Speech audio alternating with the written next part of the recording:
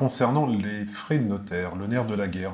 Est-ce que ce qu'on appelle frais de notaire, ça va directement dans la poche du notaire, ou est-ce qu'il y a une répartition, une division qui se fait avec un tiers? Ça, t'es d'accord, c'est une question qui nous vexe tout le temps quand Qui même. nous vexe tout le temps. Parce que la plupart des gens pensent que les honoraires, ou les émoluments, enfin en tout cas ce qu'on verse chez le notaire, la provision au départ, c'est que pour nous.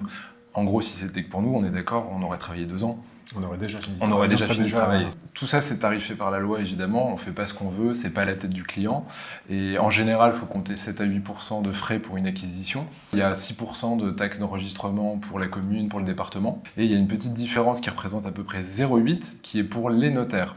Et je dis bien les notaires. Quand on est 2 notaires sur le dossier, un vendeur et un notaire pour l'acquéreur, on va partager ça. Donc c'est même pas 0,8 pour le notaire, c'est plutôt 0,4. Donc ça paraît beaucoup quand on est un particulier, mais rapporté au prix de vente et le temps, les dizaines, voire centaines d'échanges mails avec toutes les parties, agents, syndics, vendeurs, notaires d'en face, c'est au final un droit qui est hyper accessible pour les clients, qui est pas si cher si on compare avec les systèmes anglo-saxons, donc à l'étranger, où les frais d'acquisition sont bien plus élevés et d'ailleurs moins sécurisés, parce qu'il n'y a pas de monopole comme chez nous, avec une profession qui ne fait que ça.